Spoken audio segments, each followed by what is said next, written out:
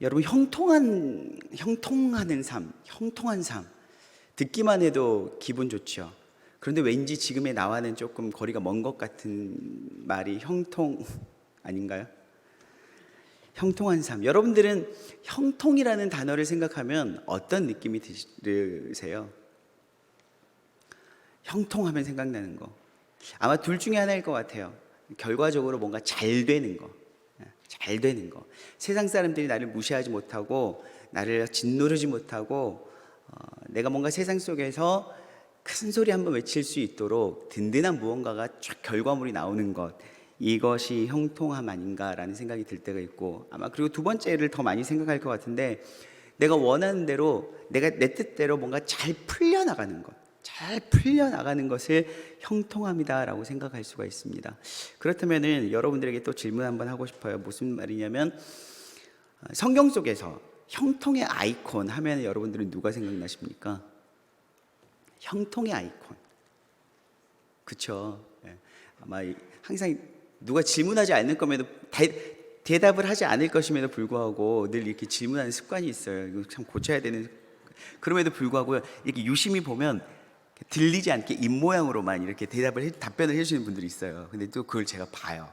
맞아요. 여러분들이 생각하시는 것처럼 많은 사람들이 형통의 아이콘 하면은 요셉을 가리켜요. 근데 그 사람에게 묻고 싶어요. 우리 의라님이 요셉 그랬거든요. 네. 왜 요셉이라고 생각하는지, 왜 요셉이라고 생각하는지 아마도 제가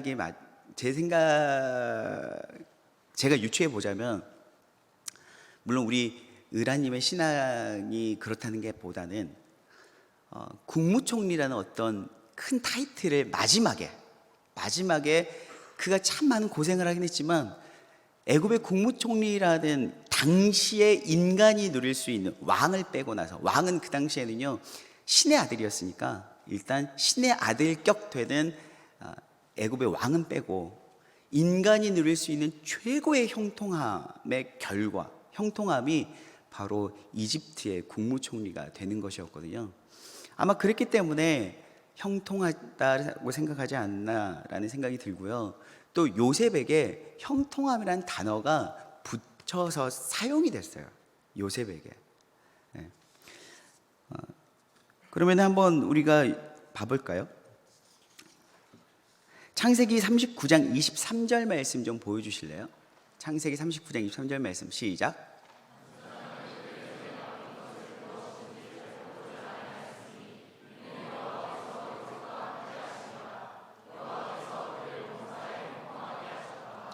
아멘.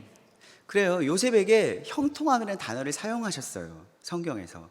그리고 이뿐만 아니라 39장 2절과 3절을 보면 지금은 요셉이 감옥에 갇혔을 때이고 감옥에 갇히게 된 사건이 있잖아요. 자신의 주인 보디발의 집에 갔을 때. 근데 그 보디발의 집에 갔을 때조차도 또한 형통함이라는 단어를 두 번이나 연이어서 사용을 하세요. 성경에서는 39장 2절과 3절을 보면 요셉이 형통했다, 요셉에게서 형통함이 보였다라고 성경은 기록하고 있습니다.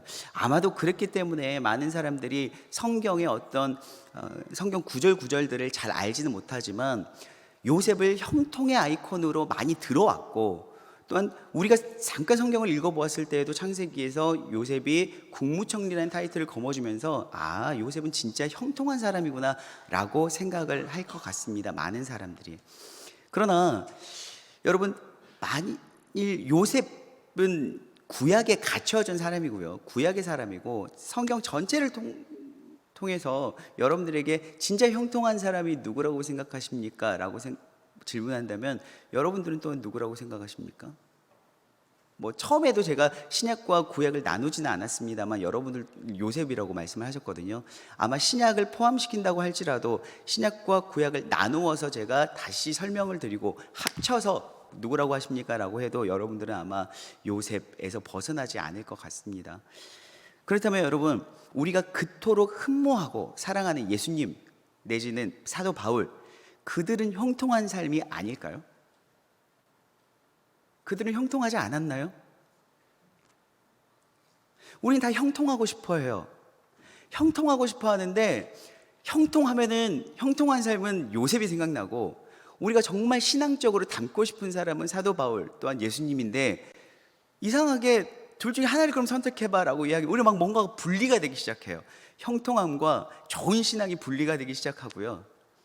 또 내가 되고 싶은 사람과 또 닮고 싶은 사람이 분리가 되기 시작한다는 말이에요. 그렇지 않습니까? 아마도 우리 안에 형통이라는 말이 시편 1편에 사용된 이 형통이라는 의미가 우리에게 깊이 자리 잡았기 때문에 약간의 오해를 낳은 듯 합니다. 시편 1편 3절 한번 보여주시겠습니까? 시작.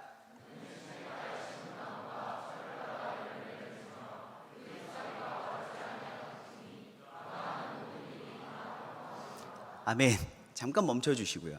네, 우리가 시편 묵상을 참 좋아해요. 많은 사람들이 조금 삶이 어렵거나 아니면은 어떤 삶의 전환점에 있어서, 그리고 신앙을 다시 한번 회복함에 있어서 신앙을 회복하고자 할 때 시편을 묵상하기를 시작하시더라고요. 근데 시편 1편부터 시작해서 시편 1편은 우리에게 참 많은 오해를 불러일으키기에 딱 좋은 구절입니다. 처음부터 복에 대해서 이야기를 하고요, 그리고 형통함에 대해서 소개를 하는데, 시편 1편 3절에 형통함을 이야기하는데, 시냇가에 심은 나무, 이미 시냇가에 심은 나무와 형통함을 이야기했기 때문에 시냇가에서 떨어진 나무는 이미 형통함에서 멀어진 나무가 돼버렸고요, 철을 따라 열매를 맺는 거예요. 계절에 따라 그에 합당한 열매를 막 맺기 때문에 열매를 맺지 못하는 나무는 이미 형통하지 않은 나무가 돼버리는 거고, 더 나아가 잎사귀가 마르지 않아요. 그리고 더 나아가서 하는 모든 일이 다 형통. 우리는 이렇게 생각해요. 하는 모든 일이 다 잘 되는 것, 이것을 형통이라고 생각합니다. 그렇다 보니까 성경을 아무리 보고 우리가 형통하다라고 이야기했을 때, 우리는 그래서 요셉의 국무총리라는 것을 뗄래야 뗄 수 없이 이 형통함과 연결시킨다는 말이에요. 요셉의 결과, 요셉의 인생의 그 결과를 형통함으로 생각한다는 것입니다. 그리고 이제는 복음 시대를 살아가는 우리가 사도 바울과 예수님과 12 제자들의 삶을 바라보면서 도무지 그들이 구원받았고 엄청난 업적을 이루었고 하나님께 정말 많은 사랑을 받은 것 같지만, 그들의 삶을 바라볼 때는 형통한 삶이라고 감히 이야기를 할 수가 없을 것 같아요. 왜 그럴까요? 말 그대로 형통함에 대한 오해가 있기 때문입니다. 시편 1편 3절을 바라보는 것처럼 모든 일이 잘 돼야지 형통함인 것 같은데, 사실 그들이 하나님께 너무 엄청난 사랑을 받았고 참 쓰임을 받았긴 했지만 그들의 삶이 잘 된 것 같지는 않다라는 생각이 드는 거고요. 그리고 현재 나의 삶이 내가 하나님 앞에 예배하고 헌신하고 부름받았고 뭔가 보람된 일을 하고 있고 영적인 일에 내 삶을 드리고 있는 것 같지만, 세상적으로 보았을 때 내 삶이 너 삶 잘 풀렸어? 너 삶 형통해? 라는 질문을 할 때 내가 예스라고 말하기가 좀 어려운 부분이 있다는 거죠. 왜냐하면 지금 현재 내 삶의 결과가 그리 누군가에 의해서 인정받고 있지 못하기 때문에 라는 것입니다. 왜 그럴까요? 제가 여러분들에게 설명을 해드려야 되는데 여러분들께 왜 그럴까요? 하면 안 되죠. 그러면요, 35절, 오늘 본문 35절을 한번 보시길 원합니다. 네.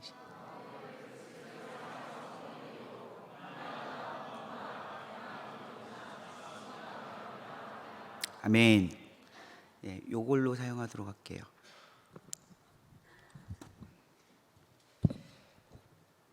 우리가 삶 속에서 어려움을 당했다, 내 삶이 지금 고난받았어, 내 삶은 너무 힘들어, 내 삶은 형통과는 거리가 멀어라고 생각하는 이유는 무엇이냐면, 지금 여기에 있는 모든 단어들이 떠올려질 때 내 삶과 저 단어가 결코 무관하지 않다라고 생각할 때 내 삶 형통함과 거리가 멀어라고 생각한다는 것이죠.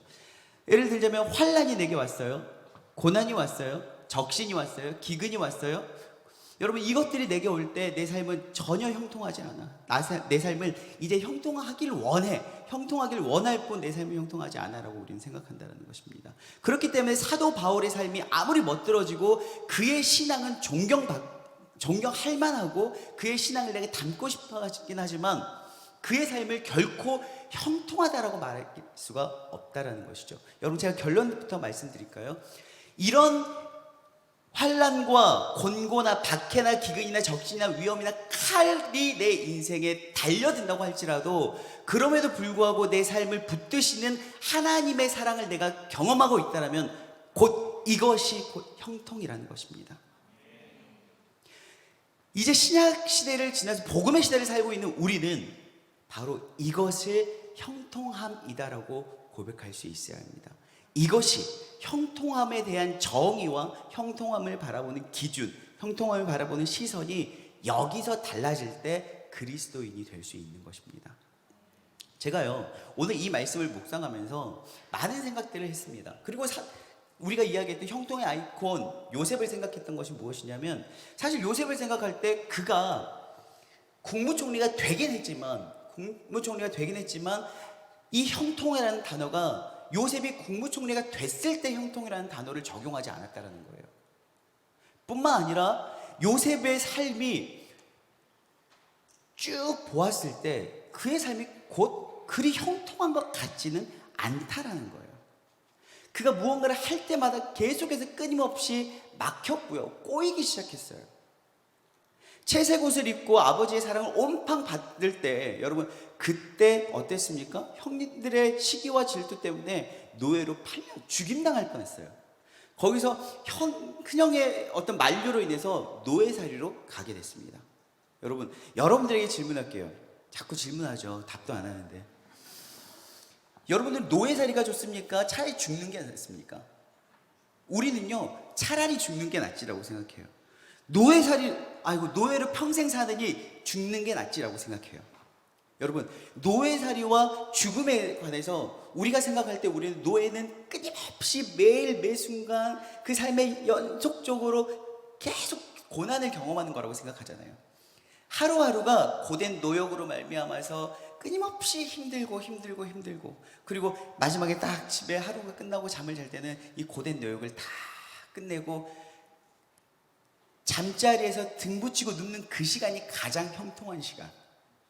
눈 뜨면서부터 다시금 고난, 환난, 박해 이렇게 생각하기 때문에 그 삶을 지속하느니 차라리 죽는 게 나아라고 생각합니다. 그런데요, 요셉도 물론 그런 상황이 계속되었을 때 형제들이 나를 죽이려고 했고 형제들이 배신해서 노예로 끌려가게 됐을 때, 여러분 요셉이 물론 그때는 어린 나이였지만, 요즘 아시죠? 뉴스 보면은 어린 사람들도요, 어린 친구들도요 잘 살아요. 보면 초등학생들도 자신의 삶의 어려움을 극복하지 못해서 삶을 끊는 사람들이 진짜 많아요. 모르고 계신 거 아니죠? 네, 아시잖아요. 뭐 학업의 문제 때문에, 그리고 가정적인 환경 때문에 스스로 목숨을 끊는 초등학생들이 굉장히 많습니다. 요셉이 노예살이라는 것이 뭔지 모르고 마냥 꿈에 부풀어서 기대함으로 갔을 것 같습니까? 형들의 시기와 질투를 받고 죽임을 당할 뻔하다가 노예살로 갔을 때 요셉이라고 나 그만 살고 싶다. 내 인생은 실패한 인생이야. 형들에게 이렇게 시기와 질투를 받고 형들이 나를 죽이려고 하다니. 근데 그 결과가 노예살이야? 아휴, 차라리 여기서 죽는 게 낫지 하고 스스로 죽어버렸더라면 여러분, 과연 더 나은 삶이었을까요? 노예살이보다? 요셉의 삶은 어릴 적부터 꼬인 삶이었어요. 무언가 탁탁 막히는 삶이었어요. 보디발의 집에 갔습니다. 보디발의 집에 가서 열심히 일했어요. 뭔가 다시 한번 삶의 의지를 불태웠겠죠. 사실 우리도 뭔가 고난이 올 때 무조건 그 고난에 넘어지지 않잖아요. 배웠던 대로, 경험했던 대로 다시 한번 기도하면서 열심히 무언가를 해보려고 합니다. 그래, 노예살이지만 하나님께서 뭔가 계획이 있으시겠지, 뜻하시는 게 있으시겠지. 열심히 일해서 인정받아야지. 물론 아무리 인정받아봤자 노예지만 열심히 해봐야지. 정말 인정받게 되었습니다. 그 집의 아내 이외에는 모든 것들을 너희 뜻대로 해도 돼 라는 권위까지도 인정받게 되었습니다. 부여받게 되었어요. 그런데 여러분, 이제 조금 편해질만 때, 사실 여러분 노예였기 때문에 뭐가 그리 편했겠어요. 그럼에도 불구하고 조금 편해질 때쯤에 어떤 일이 겪게 됩니까? 누명을 쓰고 성폭행범으로 누명을 쓰고요, 감옥에 가게 되었습니다. 여러분, 요셉의 삶이 형통한가요? 여러분, 노예살이가 나아요? 아니면은 과연 이집트 그 시대 때 감옥에 가는 게 나아요? 그래도 노예는 조금 더 자유롭잖아요. 자기가 다닐 수 있는 대로 다닐 수 있고, 먹고 싶은 거 먹을 수 있고. 요셉이 가지고 있었던 노예의 권위라면 일반 노예와는 다르기 때문에 차라리 그게 낫잖아요. 그럼에도 불구하고 요셉은요, 이제는 성폭행범의 누명을 쓰고 감옥에 가게 됩니다. 결코 형통하다라고 말할 수가 없습니다. 그런데 그때쯤 하나님께서는요, 요셉에게 형통이라는 단어를 사용했다는 거예요. 보디발이 집에 갔을 때 형통, 감옥에 갔을 때 형통이라는 단어를 사용합니다. 그의 인생의 결과를 보았을 때는 결코 형통하다고 말할 수가 없음에도 불구하고 하나님께서 그때 형통이라는 단어를 쓴다는 거예요. 그렇게 보면 어떤 사람의 인생 가운데 결과를 가지고 형통함이라고 말하는 것은 조금 우리가 갸우뚱해 볼 만한 문제라는 거지요. 그래요, 좋아요. 여기서 이제 조금 더 나아질 것을 기대하면서 요셉을 바라봤으면 좋겠습니다. 여러분, 요셉을 보았을 때 이제 요셉에게 어떤 기회가 찾아옵니다. 함께 감옥 생활했던 술관원장과 떡관원장이요, 꿈을 꿔요. 왕하고 연줄이 있는 사람인 거예요. 이쯤 되면 하나님께서 이제 내 인생에 빛을 주시나 보다 라고 생각할 수 있겠죠. 술관원장과 떡관원장이 쭉 나오는데요, 술관원장이 꿈을 이야기하고 떡관원장이 꿈을 이야기해요. 그래요, 꿈 해석을 잘 해줬어요. 그러면서 나가면서 이제 나를 좀 기억해 주십시오라고 이야기했어요. 여러분, 그의 꿈의 덕을 보았고, 꿈 회복의 덕을 보았고, 그리고 이제 술관원장은 잘 되었고 떡관원장은 죽지 않습니까? 그랬을 때 그 술관원장이 결국 어떻게 됩니까? 어떻게 합니까? 제가 과거에 이렇게 감옥에서 어려움을 겪고 있을 때 요셉이라는 사람이 있었는데 이 요셉 좀 잘 좀 봐주십시오, 왕이시여, 이렇게 말해가지고 거기서 당장 감옥에서 나갔더라면 너무너무 좋겠지만, 우리는 그래 이제 형통하구나 라고 이야기할 수 있겠지만, 여러분, 이 술관원장이요, 잊어버립니다. 요셉을 잊어버려요. 형통합니까? 끊임없이 요셉의 삶에 대해서 도전했지만 요셉의 삶은 꼬이고 막히고 비틀어지기 시작합니다.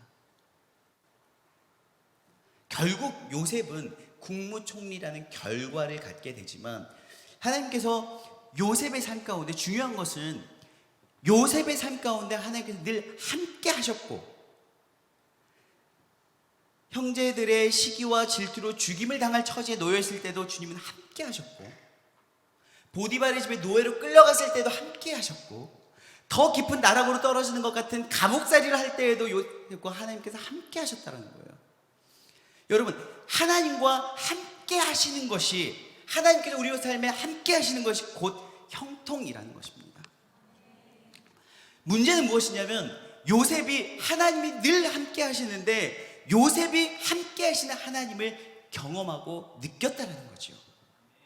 삶의, 오늘 본문 35절에서 이야기하는 것처럼 환난과 곤고나 박해나 기근이나 적신이나 위험이나 칼이 요셉의 삶 가운데 늘 동행했음에도 불구하고 그것보다 함께 하시는 하나님을 더 크게 보았고 더 친밀하게 느꼈기 때문에 그의 삶은 형통했고 형통할 수 있었다는 것입니다. 사랑하는 여러분, 하나님과 함께하는 삶을 형통하게 본다면요, 이제 우리는 구약과 신약을 뛰어넘어서 진짜 형통한 사람이 누구인지 우리는 이제 이야기할 수 있어요. 누구입니까? 예수님, 그리고 사도 바울, 그리고 그의 제자들, 더 나아가 하나님 앞에 자신의 삶을 드렸던 하나님의 사람들이 형통한 사람들입니다.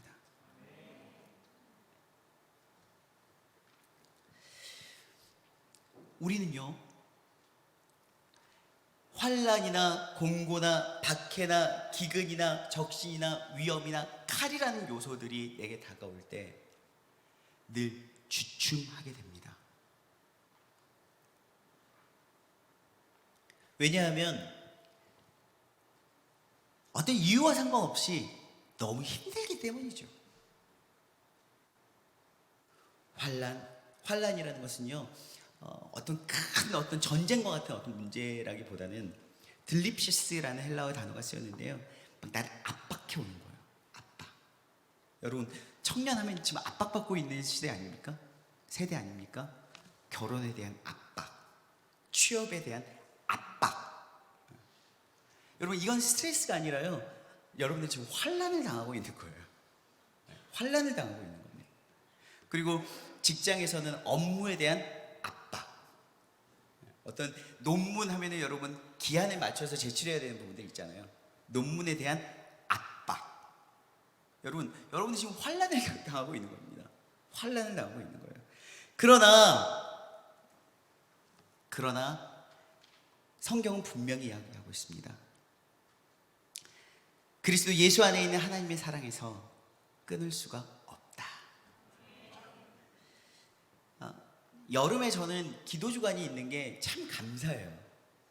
여름에 참 기도주간이 있는 게 참 감사해요.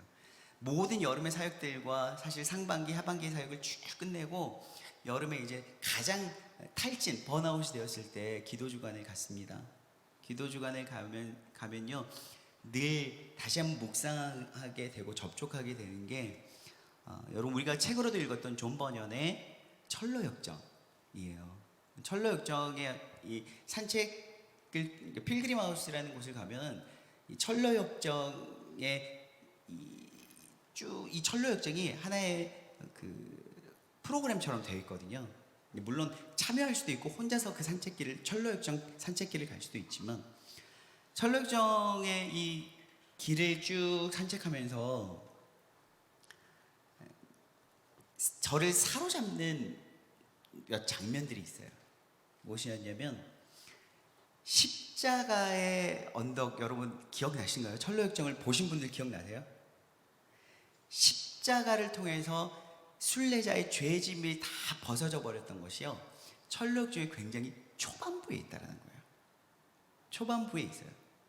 사실 우리의 신앙생활은 예수님의 십자가로 말미암아 죄짐이 벗어졌으면 우리의 신앙은 거기서 뭔가 끝나고 더 이상의 진전될 이야기가 없을 것 같아요. 마치 드라마에서 연인 간의 사랑이 이루어져 버리면, 뭔가 서로가 사랑을 확인하면 더 이상 재밌을 만한 요소들이 잃어버린 것처럼, 우리가 예수 그리스도의 십자가의 대속의 은혜로 우리가 구원받았고 우리의 죄가 다 벗어져 버렸다라고 하면은 우리의 더 이상 신앙의 스토리는 거기서 없을 것 같아요. 그런데 이 십자가 언덕의 이야기는 굉장히 초반부에 있고요, 그 이후부터 무거운 죄짐은 벗어버렸지만 그 이후에 약속의 말씀을 붙들고, 내게 주어진 약속의 말씀을 붙들고 이제 순례자가 계속적으로 이 여정을 가는 부분이 나옵니다. 가는 부분이 나오는데, 그 중에 이렇게 뭔가 분명히 십자가의 대속의 은혜로 말미암아 구원받아 떠나는 이 순례자의 여정임에도 불구하고, 이미 먼저 떠나간 순례자들 중에 이렇게 발목에 족쇄를 차고 이렇게 누워있는, 주저앉아있는 몇 명이 보여요. 그 사람들의 이름이 뭐냐면 나태, 단순, 거만함이라는 거예요. 나태씨, 단순씨, 거만씨가 이렇게 누워있거든요. 여정을 가다가 거기서 멈춰버리는 거예요. 왜요? 이미 예수님을 만났고 십자가의 은혜로 내가 구원받았으니 똑같은 거죠. 내 신앙의 여정은 이제 다 이루었어 라고 생각하고 더 이상의 싸움이나 더 이상의 진보나 진척이 없는 삶을 살아가고 거기서 멈춰버리는 거예요. 여러분들이 이렇게 멈춰버리게 하는 요소들이 무엇입니까? 무언가를 처음에는 은혜를 받았기 때문에, 우리가 많이 은혜를 받으면요, 많은 사람들이 도전을 하더라고요. 하나님께 뭔가 드리는 인생을 살고 싶어, 나도 하나님께 헌신하고 싶어, 하나님께 어떤 의미 있는 삶을 살고 싶어 라고 생각하고 막 무언가를 하기 시작해요. 여러분들이 선교왕국이나 수련회나 어떤 은혜 받은 자리에서 은혜를 온팡 받으면 어떤 결단을 하잖아요. 다 나를 위한 결단은 거의 없어요. 99%는 하나님께 어떤 인생을 살겠습니다라고 결단하고 다 드리는 인생을 살아요. 그런데 그 인생을 살려고 하면은 내게 다가오는 것들이 있더라고요. 여러분들이 은혜를 받고 정말 영적인 삶, 지금까지와는 다른 무슨 삶을 도전하려고 할 때 여러분 삶이 평탄하는 거예요? 그러면 그거 잘못된 거예요. 분명히 이전과 같은 삶이지만 조금 색깔만 다를 뿐 별로 다르지 않은 삶을 사는 거예요.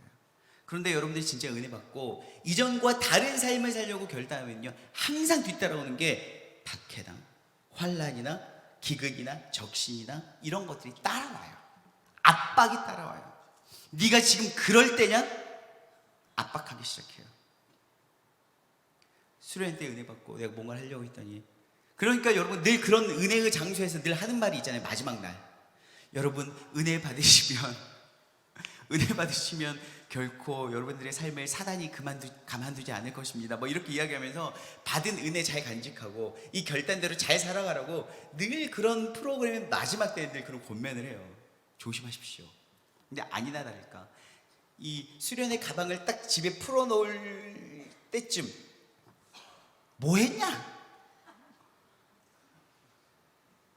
거기서 뭐 했냐? 물론 불신의 가정 가운데서는 그러겠죠. 연락도 안 되고 뭐 했냐? 그러고 이제 성경책을 보려고 하면은 네가 지금 자격증 공부할 책도 안 펴보면서 성경 볼 때냐? 지금 이럴 때냐? 라고 하면서 막 압박하기 시작해요. 그러면요, 우리는 몇 번 나에게 반복적으로 찾아오는 이런 박해와 곤고나 환난이나 적신, 위험, 칼 같은 요소로 말미암아서 놔버리죠. 그리고 우리의 시선은요, 이제 조금 더 넓게 이렇게 보기 시작합니다. 꼭 은혜 받았다고 해서 나처럼만 살아야 되나? 라고 생각하면서 주변을 둘러보기 시작해요. 어라? 그런데 은혜 받았어도 굳이 이렇게 뭔가 도전하지 않고 열정적으로 살지 않고 하나님 앞에 헌신하는 삶을 살지 않아도 그냥 그렇게 잘 사는 사람들이 보인다는 거죠. 그러면서 어떻게 됩니까?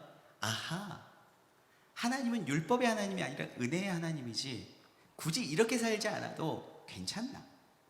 라고 생각하고 우리의 마음이 어떻게 변해버립니까? 열심히 순례길을 가던 우리의 삶이요, 이제는 나태와 단순시와 거만함시로 변해버린다는 거죠. 처음부터 나태시와 거만시가 없어요. 처음부터 단순시가 있는 것이 아니라 열정적인 순례자가 결국은 단순하고 나태하고 거만한 순례자로 변화될 수 있다는 것입니다. 뿐만 아니라 오늘 성경에는 곤고라는 단어가 쓰여 있어요. 곤고. 근데 이 천로역정 가운데 보면은요, 순례자가 그 모든 것들을 다시 한번 정신 차려 쭉 가다가요, 곤고의 산을 오르게 됩니다. 곤고의 산. 그 산 자체 이름이 곤고의 산이에요. 여러분들이 지금 우리의 삶처럼 늘 어려운 이 산을 등반하고 있는 것 같은 기분이 들어요. 그런데 이 어려움 때문만이 아니라 열심히 치열하게 이 곤고함과 싸워가면서 살아가다 보면요, 지치죠. 지치면 여러분 스트레스를 어떻게 풉니까? 저는 잠으로 풀거든요. 자요. 근데요, 이 순례자도 잠들어 버려요. 잠든 것까지는 좋아요. 피곤한데 자는 건 어떡하겠어요. 그런데 잠을 자고 일어난 이 순례자가요, 약속의 말씀을 놓아버립니다. 말씀을 놓아버려요. 사랑하는 여러분, 여러분들에게 찾아오는 환난, 곤고, 박해, 기근, 위험, 적신, 칼 이라는 요소는요, 여러분들의 시선을 주를 향한 시선에서 세상을 향한 시선으로 돌리면서 형통의 의미를 바꾸어 버리고, 더 나아가 여러분들의 열정적인 순례자였던 여러분들을 나태함과 단순함과 거만함으로 바꾸어 버리는 것과 동시에 여러분들의 삶을요, 곤고의 산을 오르는 여러분들을요, 영적으로 잠들게 만들어 버린다는 것입니다. 사랑하는 여러분, 시편은요 이렇게 이야기하고 있더라고요. 시편 23편 4절 한번 보여주실래요? 우리가 너무 잘 알고 있는 시편이에요. 그런데 여기에 형통함의 의미가 딱 있어요. 시작.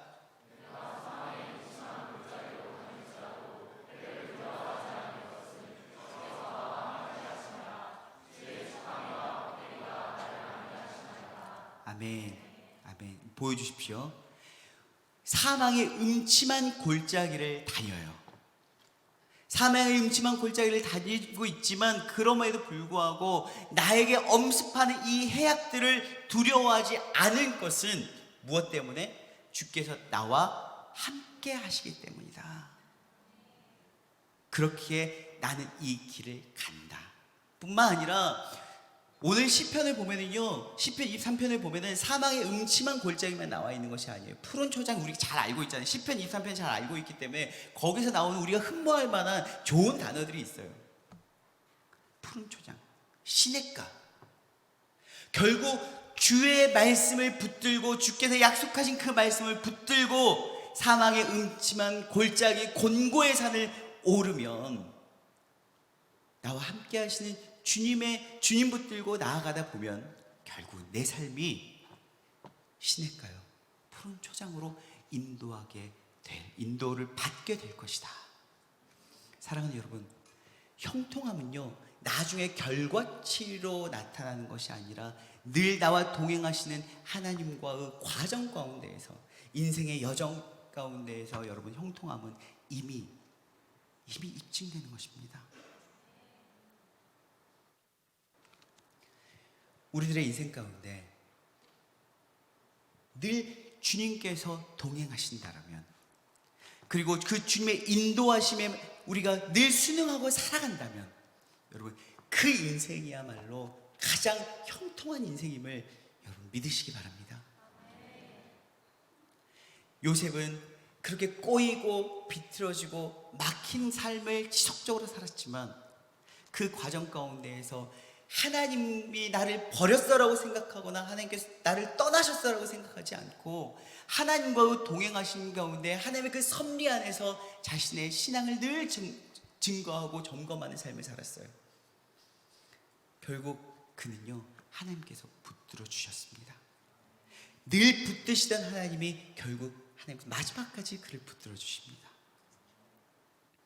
여러분들의 인생이 바로 그런 형통한 삶이 되길 정말 소망합니다. 마지막으로 37절 보여주시겠습니까? 오늘 본문 37절입니다. 시작.